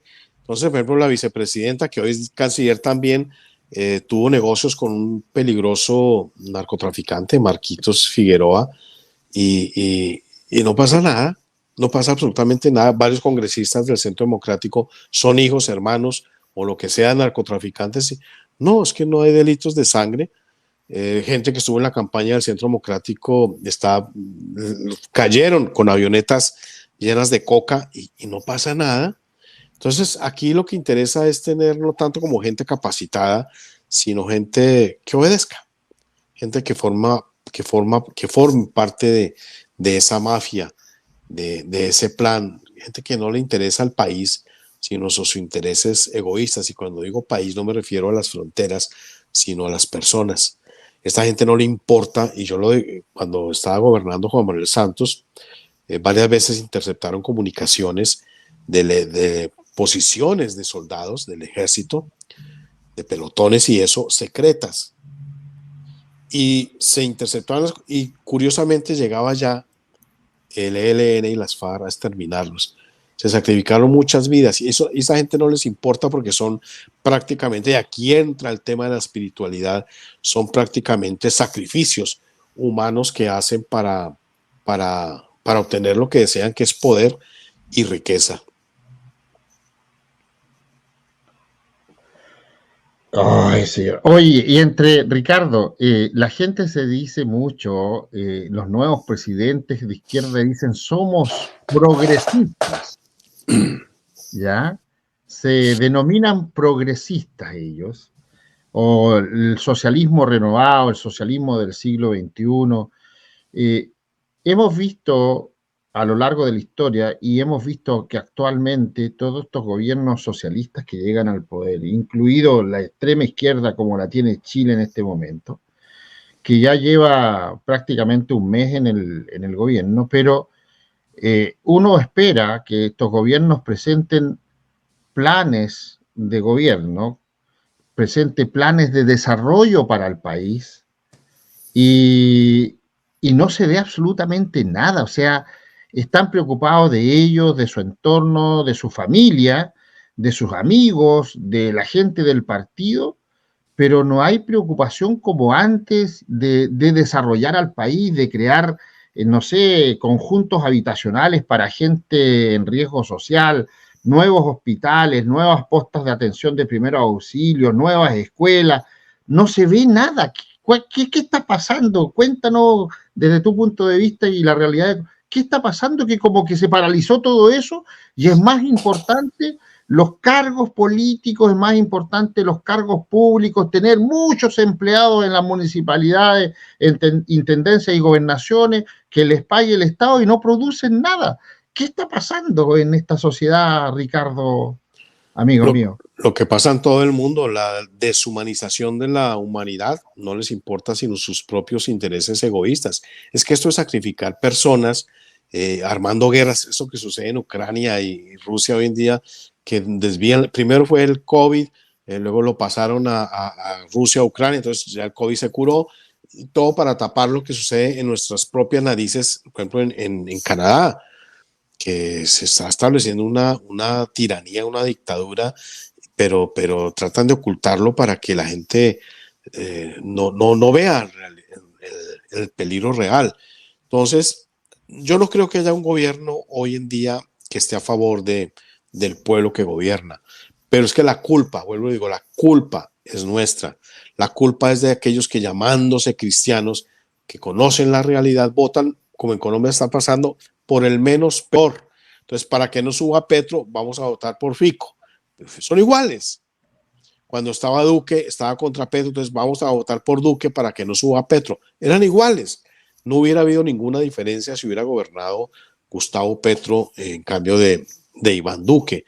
Eso es lo que pasa. Entonces, la culpa es nuestra. La culpa es de que los que nos llamamos cristianos ni leemos las escrituras, ni seguimos, ni las obedecemos, sino solamente las dejamos para los domingos, para ir allá a llorar, a tirarnos al piso y el lunes volver a comenzar lo mismo. No creemos, porque eso nos han metido, sobre todo en nuestros países hispanos, nos han metido que la política no tiene nada que ver con el cristianismo, cuando la realidad es que sí, tiene mucho que ver, y responsabilidad de los cristianos tomar poner manos a la obra en el tema de la política, no solamente votando por los mejores, sino lanzándose ellos mismos como candidatos, así no ganen, no importa, pero que ofrezcan soluciones diferentes a las que tenga acceso el pueblo. Eso no lo hace todo el mundo, pero la gente que tenga esa vocación y que es cristiana está en la obligación de hacerlo. Y los cristianos que no se lancen, pues están obligados a votar bien. Entonces, dejar de creer cuentos y tonterías que le enseñan en los medios de comunicación, en las escuelas, y dedicarse a conocer un poco más de Dios y tomar la responsabilidad de lo que sucede en nuestros países. Claro. Oye, desde tu punto de vista, Ricardo, cuando llegan estos gobiernos, estos nuevos gobiernos de tendencia izquierdista, si en el fondo son eso, son de izquierda propiamente tal, estos progres que se hacen llamar ellos, lo primero que hacen es tratar de crear una nueva constitución. Está pasando en Perú, que ya están, bueno, al presidente peruano ya le ha tocado duro en estos primeros meses de gobierno, ha tenido que decretar toque de queda, porque la subversión y la agitación de las masas ha sido grande en contra de su gobierno y por la propia gente. En Chile se está viendo también de que la misma gente que votó por una nueva constitución, la misma gente que votó por Gabriel Boric, está ahora gente de izquierda, abiertamente están diciendo que ellos van a votar rechazo por una nueva constitución, porque en el fondo lo único que quieren desde mi punto de vista es cambiar para que todo esté a favor de ellos, cambiar a una nueva constitución y así perpetuarse en el poder. Y así, ¿cierto?, llegamos y se complementan las tres fases que estamos viendo periódicamente acá, que los comunistas, ¿cierto?, se mueven en base a un resentimiento que lo llevan en los genes, porque odian todo, ¿ya? Son personas resentidas, pero desde el alma, además con una tremenda ambición de poder y de dinero. Entonces, desde tu punto de vista, el hecho de querer crear nuevas constituciones obedece efectivamente a perpetuarse en el poder. No tanto a perpetuarse en el poder, aunque sí, sino más a estar más acorde con la Organización de las Naciones Unidas, o sea, a permitir el globalismo, las organizaciones supranacionales que gobiernen nuestros países. Entonces, por eso necesitan hacer una nueva constitución, también una que los blinde jurídicamente, porque en casi todos nuestros países ha habido asesinos, combatientes, entonces tratan de mostrarlos como si fueran lucha política, cuando son narcotraficantes y asesinos. Entonces se logran los indultos reales, como hizo Álvaro Uribe Vélez con el M-19, como hizo la Constitución del 91 con todos estos bandidos, de indultarlos definitivamente. Entonces ya en un futuro no pueden ser juzgados. En Colombia, por ejemplo, las FARC, en ese momento si sube un gobierno decente, en un futuro, puede llamar a los combatientes de las FARC y decir, un momentito, eso estuvo mal, vamos a arreglar aquí las cuentas. Pero con una constitución nueva, donde los cubra y los proteja, eso pues obviamente ya no podría pasar. Entonces eso forma parte del tema globalista. Wow. Claro que sí, en realidad es complicado, para la gente que está preguntando en el chat si nuestro amigo Ricardo Puentes Melo tiene un canal en YouTube, sí, el canal es Periodismo Sin Fronteras. para los que están llegando a la transmisión, para los que se están conectando, para los que están en el chat también recién ingresando. El canal de Ricardo Puentes es Periodismo Sin Fronteras, así que para que vayan de inmediato y se suscriban ahí. Queremos ver que al final de este programa, queremos ver que haya subido bastante suscriptores el canal de Ricardo, porque así ustedes también van a tener información diferente, van a tener información desde otra perspectiva, van a tener una información, ¿cierto? A lo mejor sin ningún tipo de inclinación, sino que decir las cosas por su nombre. Y para decir las cosas por su nombre, ¿por qué los medios de comunicación? Y aquí entramos en un tema tuyo, Ricardo. ¿Por qué los medios de comunicación están tan comprados? ¿Por qué no sé, han entregado información que ellos mismos saben que no corresponde a la realidad y le siguen dando? Es tan poderoso el maldito dinero, están recibiendo mucha plata, mucho dinero por eso. No es que reciban mucha plata, es que los dueños de los medios son ellos. No es que antes acostumbraba a llamar al periodista y decirle tenga esto y publique esto, pero ahora pues compraron los medios y los periodistas de a pie que no quieren publicar lo que sea la línea editorial, pues se van. Así de simple.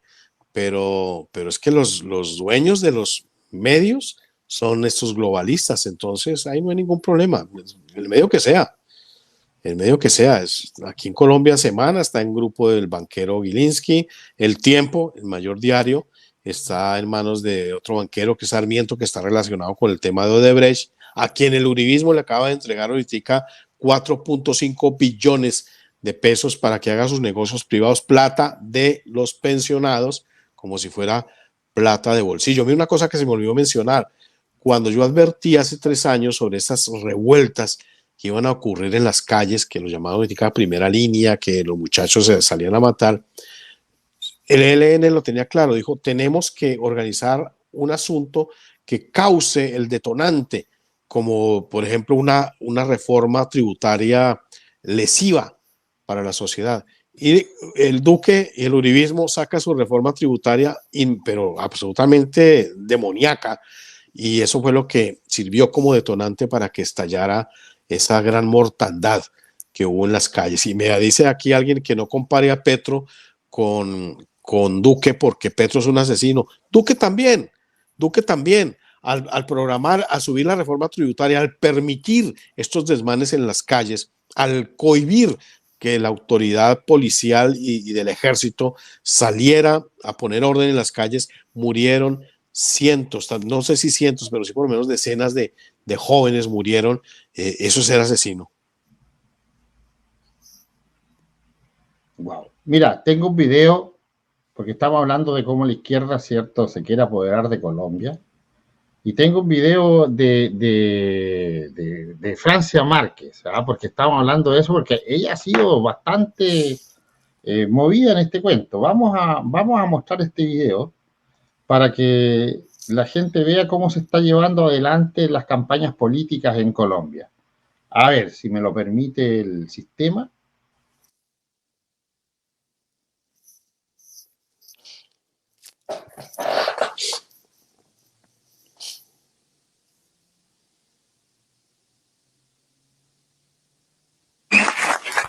Una vez lleguemos a la presidencia de Colombia, tenemos que hacer todos los esfuerzos necesarios para construir un gobierno desde abajo, un gobierno del pueblo, un gobierno de manera colectiva, un gobierno que se descentralice, no solo en términos físicos, sino en términos de su proyección.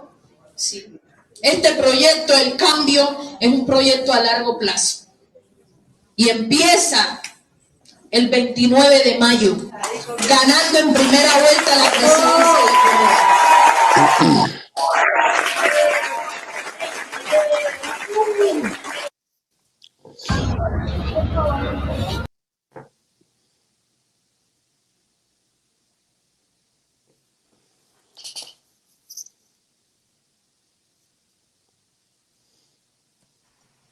Es el mismo discurso que hemos escuchado, ¿cierto?, permanentemente en todos los países, que en Chile lo escuchamos, pero todos los días antes de las elecciones, y fue lo mismo, que iban a empezar de abajo, que se iban a terminar una serie de situaciones, que iban a hacer un nuevo gobierno, que no iban a repetir lo mismo de los políticos de siempre, y ahora es igual y peor.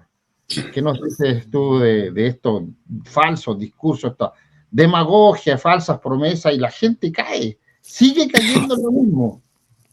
Guay, Ca- ¿por qué, mi estimado? Pues cae porque lo que te dije, viene el adoctrinamiento desde las escuelas, vienen los desmanes de los gobiernos supuestamente de derecha, que no tienen nada de derecha, son gobiernos cómplices, son gobiernos de izquierda que se hacen pasar de derecha. Uribe ha sido el gran secuestrador de la derecha en Colombia, porque ya nadie puede llamarse derecha si no pasa por Uribe.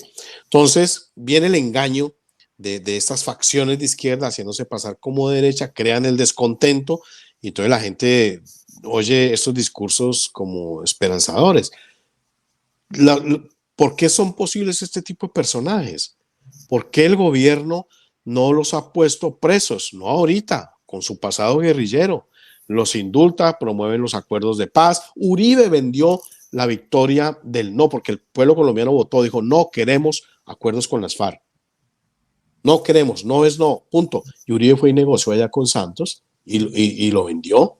Se hizo como cabeza, como si fuera el dueño del no del país y negoció, nos vendió, traicionó a Colombia. Y por eso los diálogos con las FARC siguieron adelante por culpa de Álvaro Uribe Vélez y el uribismo. Entonces, que no nos vengan a echar cuentos acá, que no nos vengan a engañar, porque nosotros mismos nos estamos dejando engañar. Los grandes culpables son los que han gobernado y no han puesto presos a bandidos como estos para que sea posible que ellos hoy en día sean candidatos presidenciales, Arturo.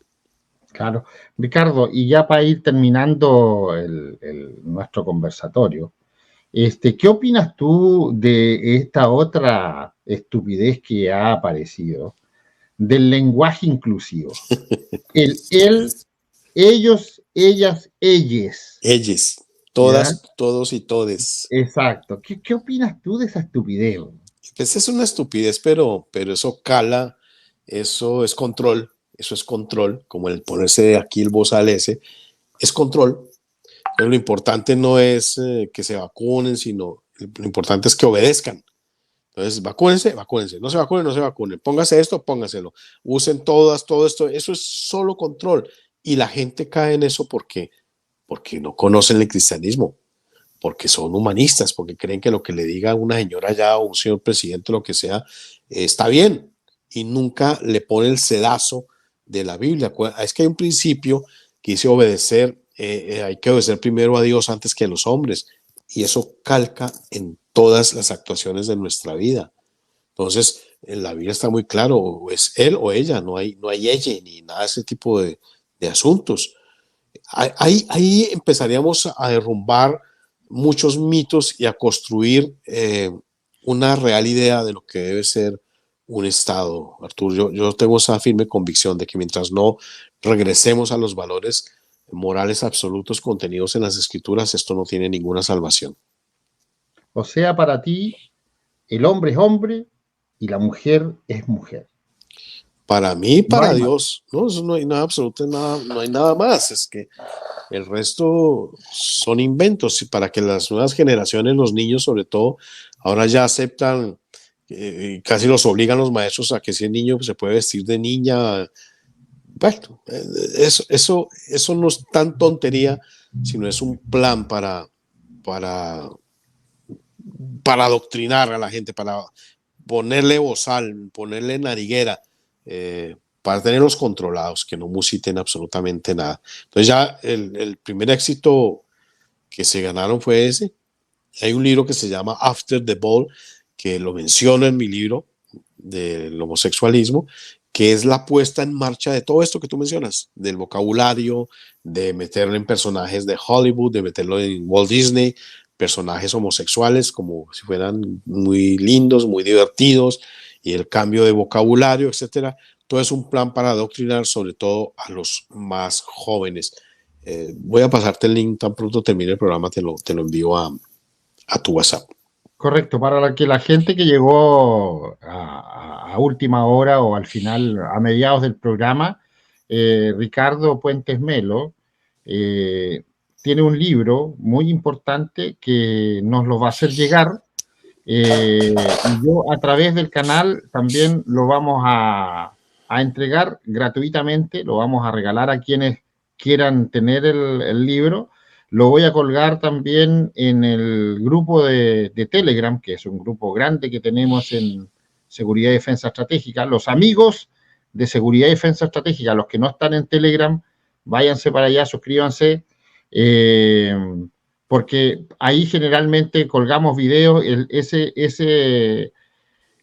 Telegram funciona a las 24 horas, así que no hay problema para que ustedes vayan y se suscriban ahí y puedan estar con los demás personajes que nos juntamos muchas veces en Telegram. Voy a poner los que no tienen, voy a poner ahí el link para que se suscriban en Telegram al canal de los amigos de Seguridad y Defensa Estratégica.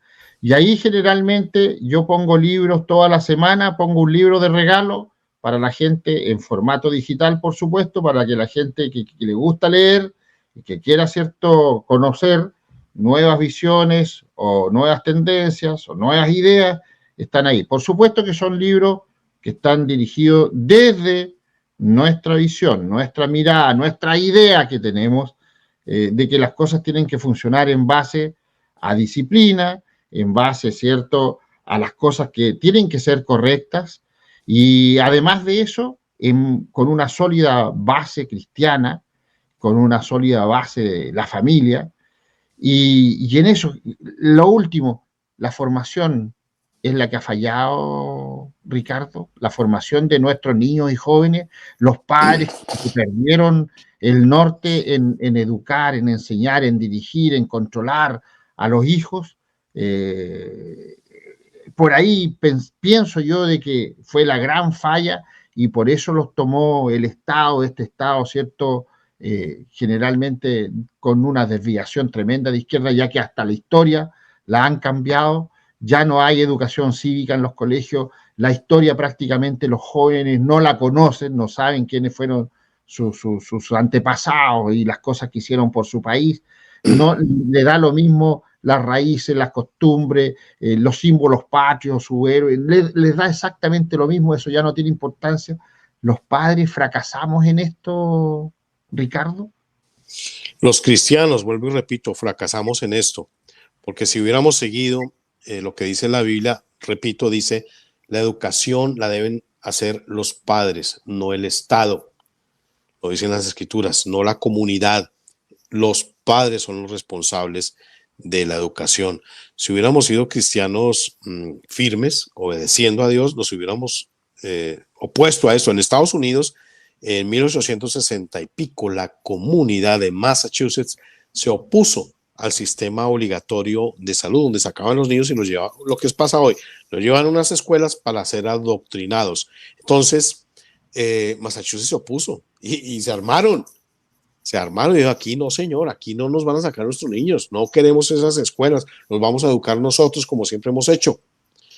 Obviamente llegó, no recuerdo, el presidente envió tropas a Massachusetts y los niños tuvieron que salir escoltados por el ejército, los sacaron de sus hogares y los llevaron a su primer día de clases. Los cristianos hemos permitido lo que nos está pasando hoy. La palabra es presidente o presidenta, independiente de quién esté gobernando. Si es una mujer, ¿es presidente o presidenta desde tu punto de vista? Pues yo prefiero decir presidente, pero la Real Academia Española de la Lengua acepta el presidenta. Ok. Una aclaración porque la gente en el chat está comentando eso, ya que a un político en Chile le cursaron una multa, una infracción, sí, leí. por decirle presidente a una persona. Y está bien dicho. Sí, está bien dicho. Se puede decir de ambas formas, en realidad. Así que puede ser la ignorancia también de la gente. Si tú nos aclaras que de acuerdo a la Real Academia de la Lengua Española está correcto decir presidente o presidenta y no habría ningún inconveniente, no tendrían por qué haberlo multado. Correcto. Bien, qué bien, qué bien. Ok, perfecto. Ricardo, tus palabras finales de este programa para que te despidas, y siempre a nuestros invitados les decimos, oye, dentro de la adversidad que estamos viviendo, dentro de la problemática que estamos viviendo, que a veces nosotros la magnificamos, pero siempre hay una luz al final del túnel, siempre hay una esperanza, no hay que perder la fe, siempre le damos una palabra de aliento a la gente, porque muchas veces se desmoraliza, se bajonea, están ahí, ¿cierto?, con novedades. ¿Cómo te despedirías tú de la gente que te ha estado escuchando atentamente esta noche? No, muchísimas gracias por la audiencia. Pues digo, es un honor estar aquí acompañándolos. Yo insisto con el tema, o sea, hay que buscar, hay que regresar a Dios, hay que regresar a los valores morales absolutos contenidos en las Escrituras, o sea, sobre los que no hay ningún tipo de discusión. Entonces, mientras no hagamos eso, no hay absolutamente ninguna esperanza. Esperanza hay, pero es que la gente, alguien me comentó en Twitter hace poco que yo dije, a menos que ocurra un milagro, el presidente será Gustavo Petro. Yo creo que ese milagro puede ser un candidato que hay en Colombia que se llama John Milton Rodríguez, un hombre antiglobalista, anticomunista, adorador de Dios, temeroso de Dios. Él puede ganar. Entonces la gente decía, no, eso, él no figura en las encuestas, eso yo más bien no voto mi voto, sino voto en contra de Petro, voy a votar por otro que esté secundado en las encuestas, a ver si... No, hay que votar por el mejor.